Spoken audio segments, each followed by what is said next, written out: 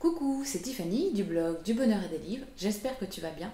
Je suis très heureuse de te retrouver dans cette nouvelle vidéo. Alors aujourd'hui on va parler de confiance en soi et surtout d'un exercice pour reprendre confiance en soi parce que la confiance n'est pas innée, on ne n'est pas confiant ou pas confiant. La confiance en soi, ça s'apprend et donc qui dit apprentissage dit exercice et entraînement.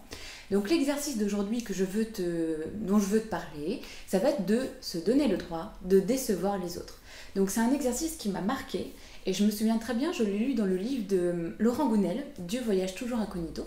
Donc c'est un livre plutôt feel good, c'est une fiction, mais vraiment très intéressante et très pertinente concernant la confiance en soi, parce que le personnage de ce livre, c'est quelqu'un qui n'a pas confiance en lui, et il va rencontrer un homme qui va lui apprendre par des exercices à avoir une meilleure confiance en lui, et surtout être plus heureux. Et donc dans ce livre-là, à un moment donné, le personnage principal apprend à décevoir les autres, et notamment à accepter ce qui est bon pour lui, ce que lui aime, ce qu'il a envie de faire, et ne pas s'arrêter au jugement des autres.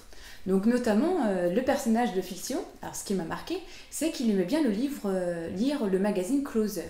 Donc, et sauf que je crois il travaillait dans une société de recrutement, et vraiment une très grosse société, il avait un poste quand même assez important, et voilà, ses collègues c'était plutôt des requins, donc c'est vrai que tout le monde était à l'affût du moindre défaut de chacun, et ça parlait beaucoup.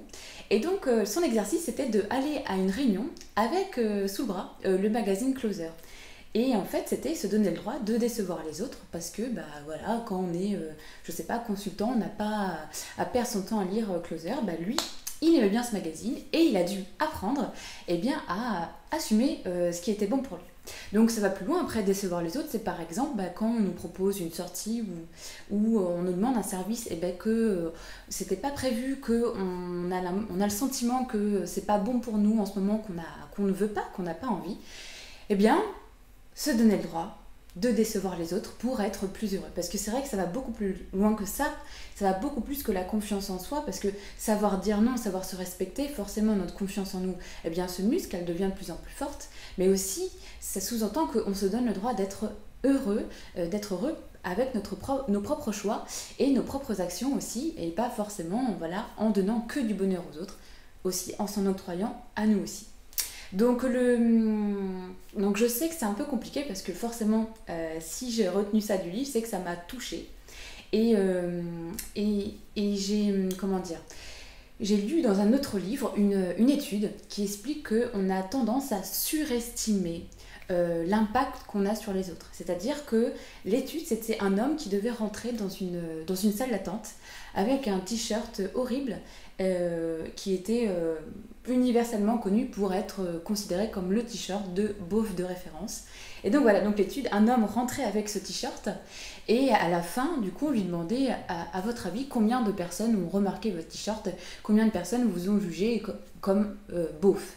Et donc la personne donnait un chiffre et en fait, il s'avère que après les scientifiques demandaient aux autres personnes qui étaient présentes dans la salle, est-ce qu'ils avaient remarqué quelque chose, est-ce qu'ils avaient remarqué cet homme, est-ce qu'ils avaient remarqué le t-shirt qu'il portait.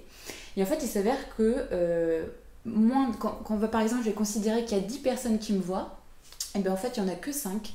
Et parmi ces 5 personnes qui vont vraiment me voir, il n'y en aura qu'une ou deux qui aura un jugement négatif.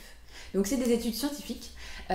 Donc en fait on surestime le jugement des autres, c'est-à-dire que des fois on s'empêche de faire des choses qu'on aime parce qu'on croit alors que pas du tout. Au contraire, les gens ils acceptent en fait les choses, ils ne voient d'ailleurs rien du tout simplement parce que les gens, tout comme nous, sont plus intéressés par eux-mêmes, par leurs pensées et ce qu'ils font. C'est-à-dire que nous, on va mettre un t-shirt, on va croire que tout le monde le voit parce que on ne pense qu'à nous en fait finalement. Et bien les autres c'est pareil, ils pensent qu'au t-shirt qu'ils portent eux et pas à notre t-shirt.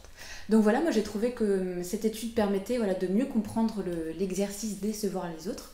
Donc se donner le droit d'être plus heureux en faisant tout simplement ce qu'on aime.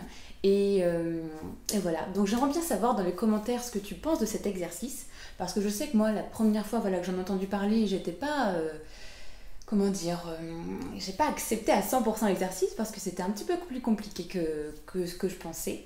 Donc j'en parle dans le blog, j'ai fait un article spécial sur cet exercice. Donc si tu veux en savoir plus, je te mettrai le lien dans la description. Donc dis-moi dans les commentaires ce que tu en penses. Est-ce que tu es d'accord ou pas d'accord? Est-ce que tu as des réticences ou au contraire, est-ce que tu es très euphorique à ce sujet? Donc je te remercie de tout cœur d'avoir regardé cette vidéo. J'espère qu'elle t'a plu et qu'elle t'a été utile pour faire de ta vie une vie plus belle et plus sereine. Si tu veux en savoir plus, eh bien, tu peux me rejoindre sur le blog du Bonheur et des Livres. Il y a aussi une page Facebook. Je suis présente aussi sur Pinterest, sur Instagram. J'aime vraiment beaucoup tout ça. Je suis très active là-bas. Donc on peut se rejoindre avec grand plaisir. Et puis je te dis à très bientôt dans une prochaine vidéo. Salut!